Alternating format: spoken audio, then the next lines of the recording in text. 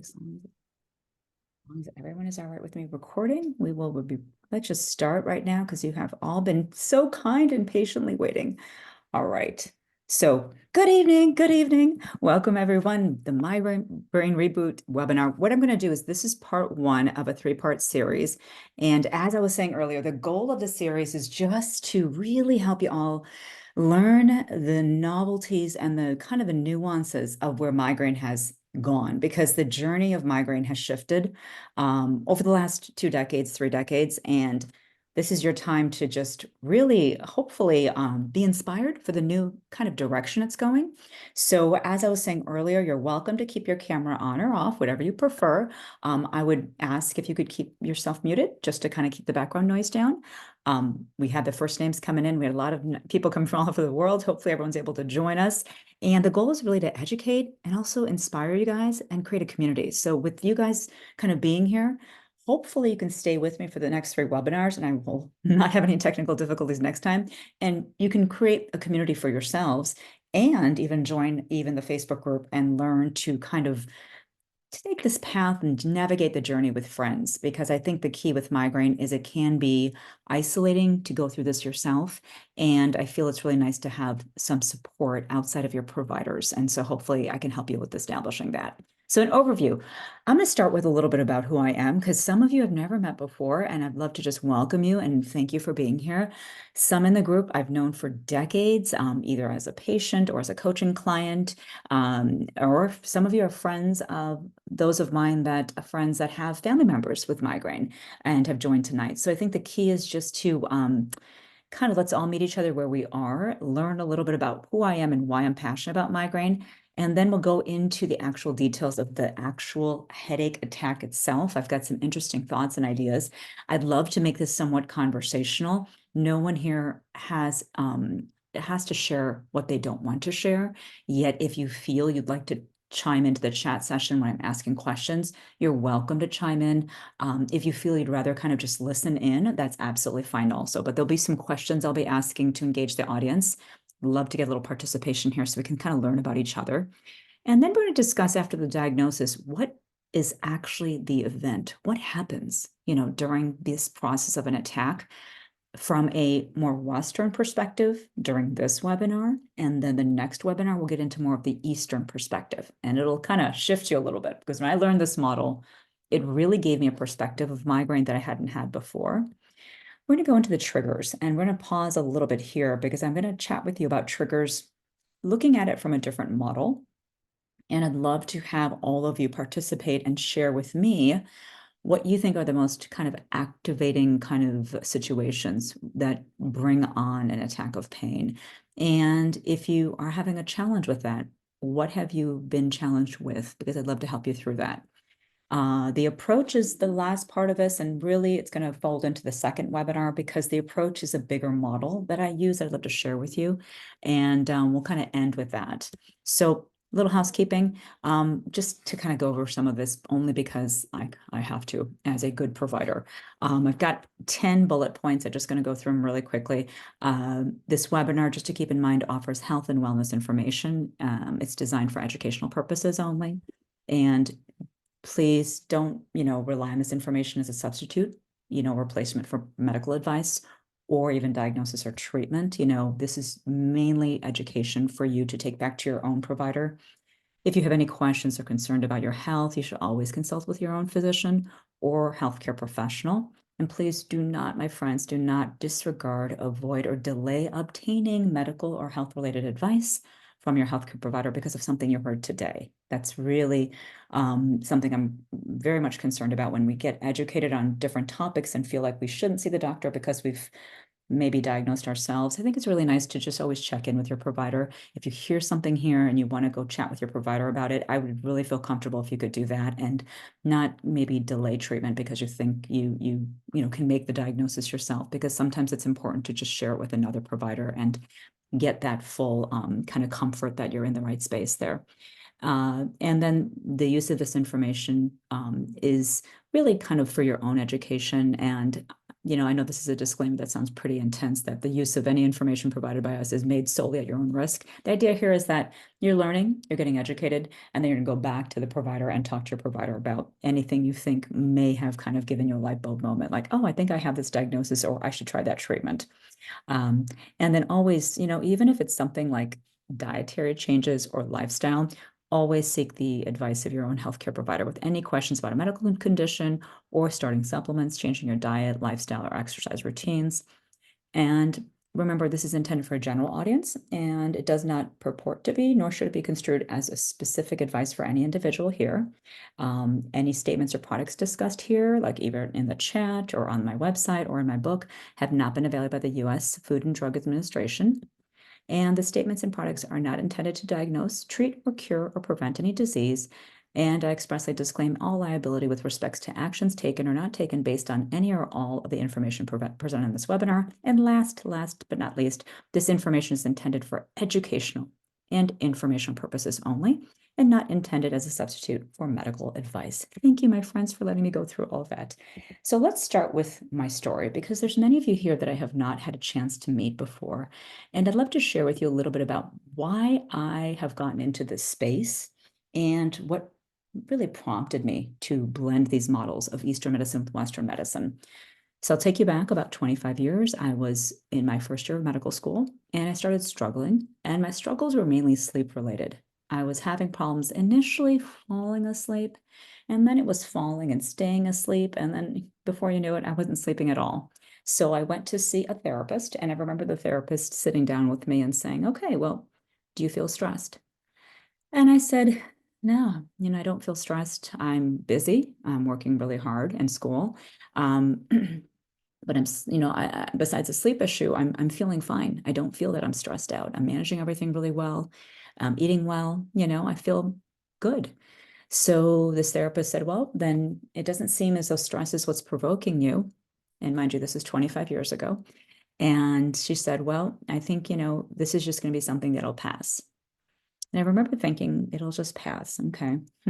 I really want to know why I can't sleep. And I'll just try my best to keep going with school, and hopefully this will just improve on its own. Well, it didn't. And a good 2 to 3 months went by. I hadn't been sleeping, and I got to a point where I thought, I think I'm going to just quit medical school because I can't function. I mean, I was going to anatomy lab. I was completely in a haze. If any of you have sleep challenges, you know what I'm speaking to. It's a very difficult space to be in when you haven't slept for weeks to months on end. And I couldn't concentrate. I couldn't focus. I was making mistakes. And I thought, I'm just going to quit. So I got so desperate that I decided to see a psychiatrist. And my dad is a physician, and he took me to one of his closest friends. And he said, you know what? I bet you he'll be able to help you. This might be something psychiatric. I said, all right. At this point, I was willing to do anything. So I sat down with the psychiatrist, and I'll never forget this. This was such one of those pivotal moments. And I sat there, and the psychiatrist asked me very specific 8 questions. And these 8 questions go with this acronym for, now that I know, the diagnostic questions for depression. I didn't know at the time. And he asked me these questions. And questions were, number 1, do you feel sad? Number 2, do you have insomnia or hypersomnia? And I remember saying, well, I have insomnia. That's why I'm here. And yes, I feel sad. Number 3, do you feel guilty? I said, I don't feel guilty. I'm not even sure. I haven't thought about that. He said, do you have E, low energy? And this, as you see, this acronym spelling out SIGE caps. And I said, yes, I have low energy. He said, do you have low concentration? C. He said, yeah, I haven't been sleeping in a few months. He said, do you have anhedonia, a lack of interest in doing things you previously enjoyed doing? I said, well, yeah, I mean, I haven't slept, in months. So yeah, I also have anhedonia. And then he said, okay, do you have psychomotor retardation or agitation? And I said, I don't even know what that means. And he said, are you moving more slowly, or are you moving more quickly than you normally do? And so, well, again, I haven't been sleeping. So I'd say I'm moving more slowly. And just like in this picture, he was actually taking notes and writing everything down as I was chatting and nodding his head, as I'm answering the questions. And then he said, are you feeling suicidal or homicidal? I said, no, but, I'm getting really down because I can't focus in school, and I've worked so hard to get into medical school. And he's like, okay, just yes or no. I remember him kind of cutting me off, and I was like, yes. And so then he tabulated, the score. I had no idea that he was actually taking notes, because this was really this acronym, SIGI CAPS, and he was looking at how many yeses I had said to the 8 questions. And I said yes to 6 of the 8. And he said, you have major depressive disorder and you need some Prozac. And I remember that moment of just a sense that even though this was a trusted physician, good friend of my father's, that there was no way that this was depression.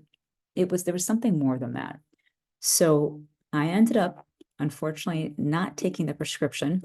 And I thought, it's called a Kensho moment. If any of you heard the word Kensho, an eye-opening experience, which is almost like the actual insomnia itself, where your eyes are open. It's this wake up to my reality. I said, I don't feel like I have depression. I know that if I was sleeping again, I would be fine.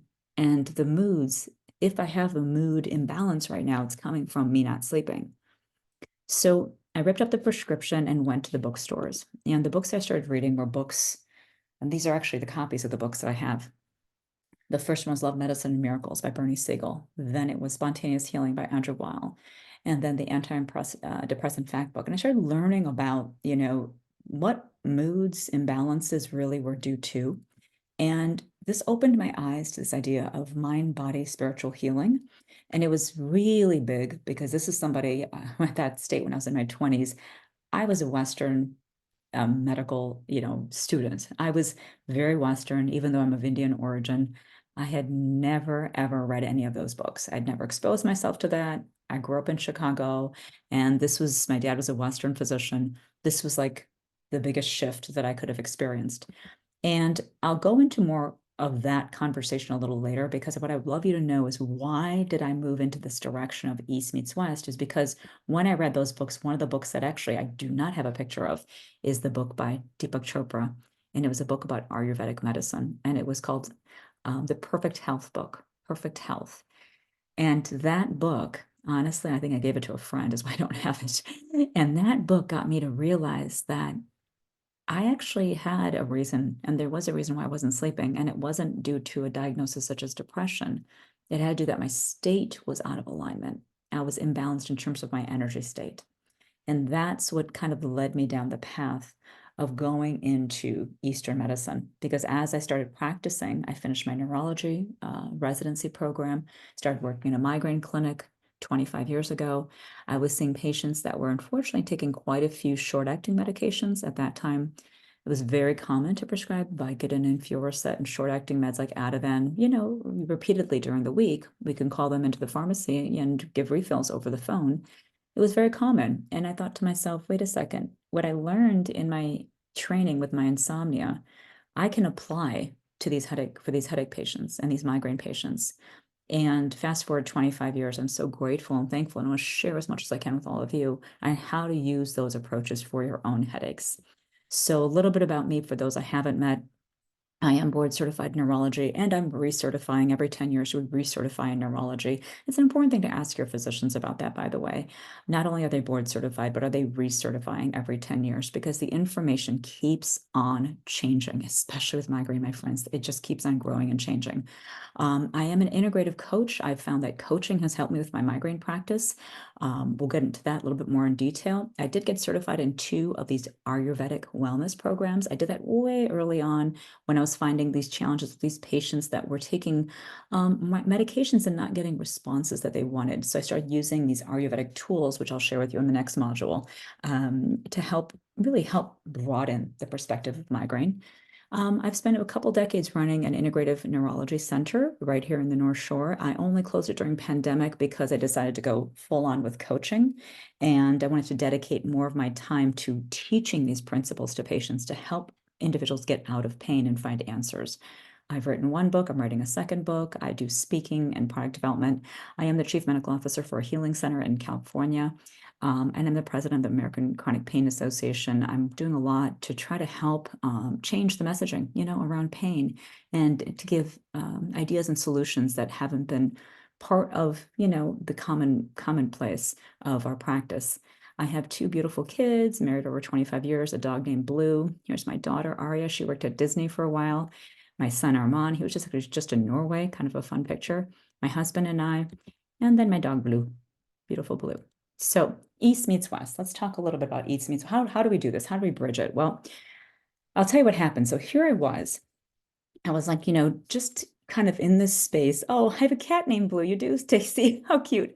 I was in this space of starting to explore, and I thought to myself, okay, how can I share this model with my patients? I learned Ayurveda. I did those two programs, which, by the way, took me like 4 years after medical school to train in Ayurveda, but it was worth every minute. But I thought, how do I share this with my patients? My patients are coming in. We have these like 20 to 30 minute, appointments. How can I share this? So I decided to do something that, really at that time took a lot of energy. I wrote a book, The Mysterious Mind, and it, took me about 4 years to write the book. And the book is really blending Ayurveda with the Western medicine. And I thought, I'm going to do? I'm going to encourage my patients to read chapters, and I'll teach them along the way during the visits. Well, then I started having this opportunity to speak, and it was really interesting to me because one of the places I've always respected here in town is the Diamond Headache Clinic, and they started having me come to their yearly headache symposiums and teach Ayurvedic medicine there, which was really fun because, wow, Western audience and these Eastern principles were kind of being accepted. Started teaching some physicians here. I started going to retreat centers. This is Red Mountain Resort in Utah, and teaching the audience members how to use this approach. And oh my goodness, can you believe Dr. Oz called me? That was kind of interesting. I did not ask. He called me. That's my son right there. And then I went to Integrate Chicago, which is at Northwestern University. They had like chiropractors and massage therapists and acupuncturists, all curious, like, how do we use these things with our patients? And how do we use Ayurveda? And how do we take care of migraine? And then I started doing, talks and keynote presentations. Here's the National Ayurvedic Medical Association. And then what's interesting, and this was shocking for me, I started doing pharmaceutical work. And I thought, well, why would the pharmaceutical company want me to speak? Because I'm doing my best to help people understand the root cause and to maybe not take prescriptions. What was interesting is that my doctor colleagues who I was training and the different even pharmaceutical reps were really curious how to safely use their medications and not create side effects. So because this Eastern model helps you understand the root cause of your pain, you will find if you use these tools, your medications will actually work more effectively if you're taking them. And yeah, maybe over time you can reduce them and get off the medications, which is like the nice eventual kind of final conclusion. So I actually became like the #1 speaker at Teva. And I'm only saying this to you because this is how interesting this model is that if you start using it, you'll start to see that even your medications will start to work more effectively.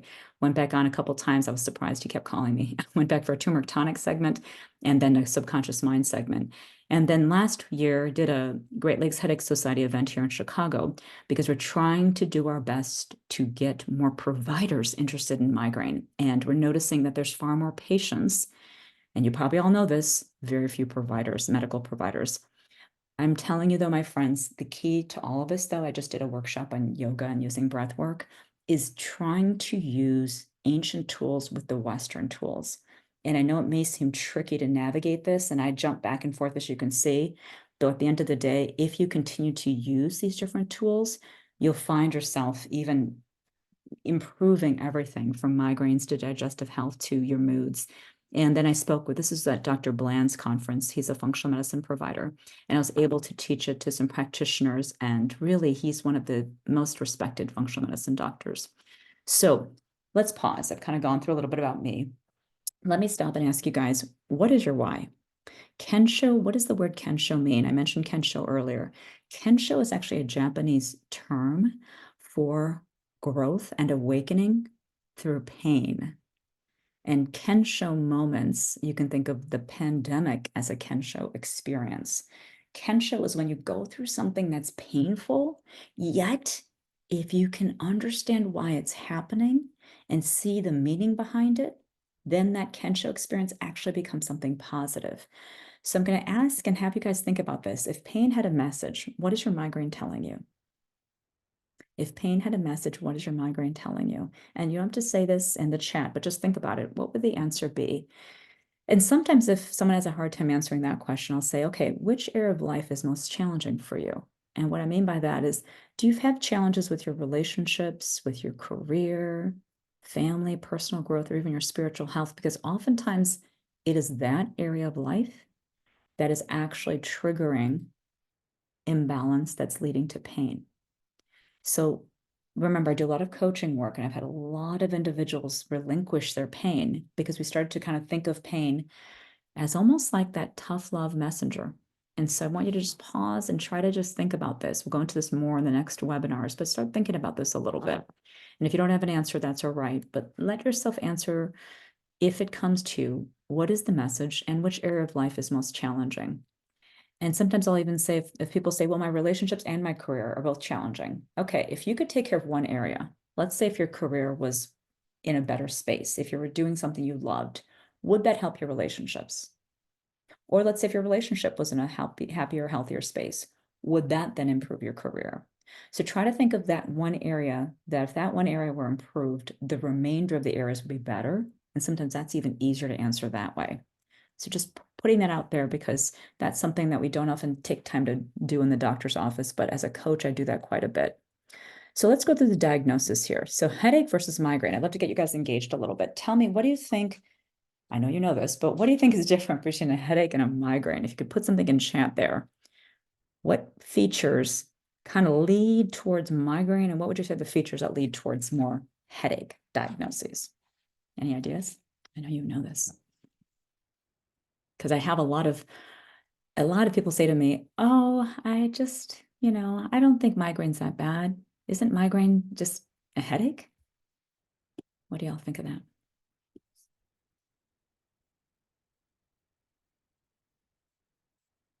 Yes, thank you, Ms. Stacy.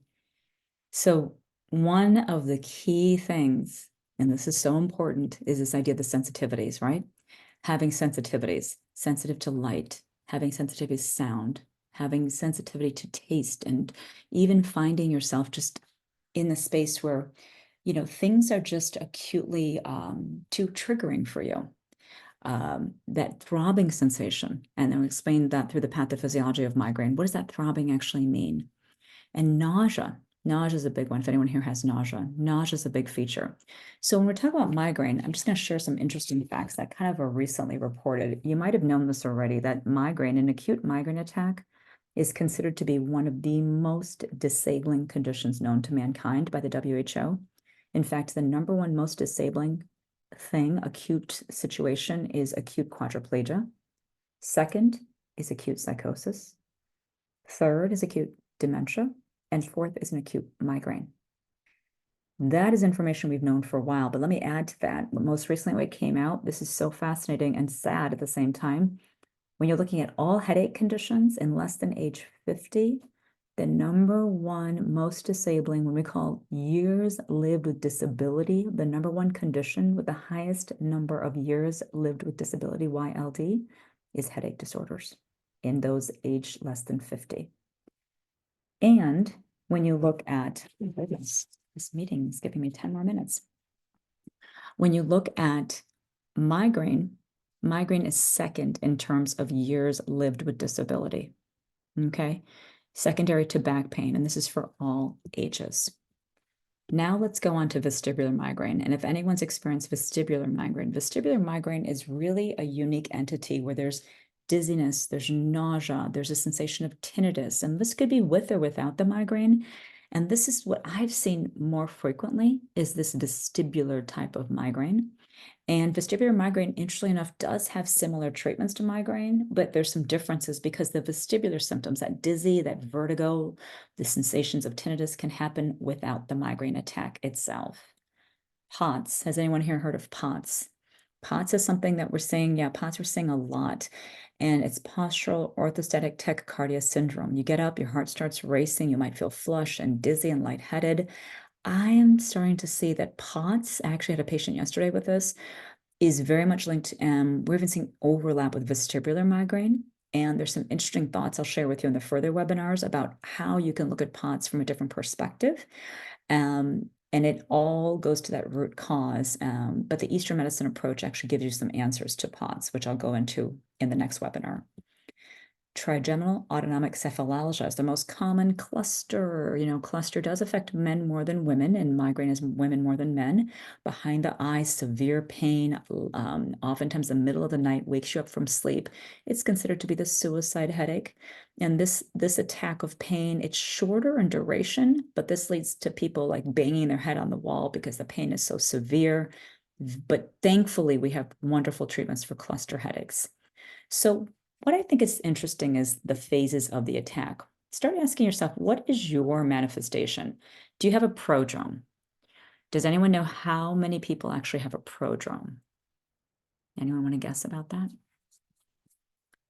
Prodrome should be about 70%, which I think is fascinating because prodrome is that sensation that can happen a few hours to a few days after your attack, where you feel irritable, you might have neck pain, you feel fatigued.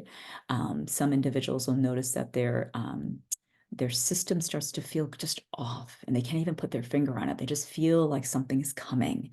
And that's your hypothalamus that's trying to warn you. The actual aura is only really in 20%.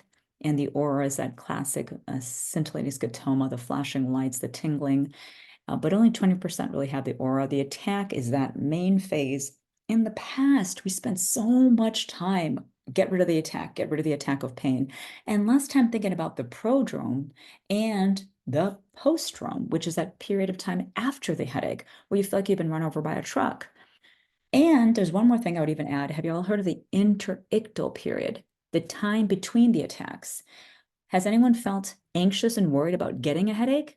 Like there's no migraine there, but you're worried that if you, gosh, stay up too late, or if you're exposed to the computer right now, or if you, I hope that doesn't happen, or if you're up, too late in the evening, maybe having a glass of wine, or not even having a glass of wine, having a late night dinner, that you might trigger attack of pain.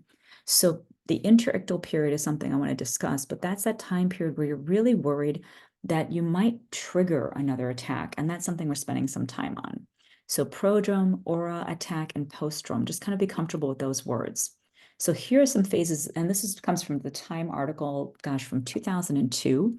I know this picture is a little fuzzy, but look at those green arrows. This is the key here, my friends. It's your hypothalamus, number 2. It's the tip of my pinky. It's that little part of the brain that is your circadian pacemaker. What happens when it comes to triggers is that the hypothalamus is trying to keep your circadian rhythm in balance, trying to keep you aligned. Unfortunately, if you've bypassed your trigger threshold, meaning that maybe for you, having a good night of sleep, having meals at the same time each day, making sure you have enough hydration is what your system needs to maintain a threshold that's balanced. And for you, maybe you stayed up late one night or you were a little dehydrated, you bypassed your threshold. The hypothalamus then starts to signal danger. And when it signals danger, it talks to number 3, the brainstem. And then the trigeminal branches get activated, the nerve endings become inflamed, and you're in this trigeminal vascular neuroinflammatory process. And this is the thing about the migraine, is that once it starts, it's a little challenging for those of you that know this already as migraine individuals. It's hard to kind of stop it in its tracks if you don't catch it at the right time. And we're going to talk a little bit more about that because the phases of the attack are such that when you actually look at the different things that are happening, and the left-hand side of this picture looks at where preventative medications are really used. They're used to kind of decrease that provocable brain, to make your brain less excitable, to change that trigger threshold, right? And to not create that central sensitization process. The idea of the preventative meds, like the seizure medications, the beta blockers, the antidepressants, is to kind of keep the brain in a place where it's not so reactive. Same with nutrients, same with breath work and yoga. All these things do this to change the circuitry of the brain, okay? What's happening on the right side, this is where the acute medications work. Those little kind of triangles and squares, those are little peptides of CGRP. And what happens is the nerve endings release CGRP and then activate the size of the blood vessel, leading to dilation of the blood vessel. And then you have more CGRP release. And then unfortunately, the blood vessels then have these trigeminal nerve fibers that are wrapped around them. And then it signals back to the brain and activates the brain even more. So you've got this kind of this trafficking signal that's going from the brain to the blood vessel, from the blood vessel back to the brain. So the idea is to really understand, gosh, what are my phases of migraine attack? And then during the migraine attack, how quickly do I go from what we call peripheral sensitization, where the brain trigeminal nerves are just getting activated, to that central sensitization? That's where you get that throbbing, the light sensitivities, the nausea. And you know what's fascinating in Eastern medicine is the gut is involved in this process. And that's the piece that we're going to talk about later, because this isn't just happening right here in the brain. This is starting in your gut and oftentimes starting with the prodrome, which may affect your mind. So we'll talk more about that. When you look at the triggers, what are your triggers? If I was going to ask you all, number 1, 2, and 3, these are the ones that are studied and most commonly in the studies show up: stress, weather, food, and hormones. Do you all agree, or do you have different triggers? Anyone want to type in chat? We only have a few minutes left, so I just want to find out what you're all thinking. Oh, we're quiet here tonight, aren't we? Smells. Maggie says smells.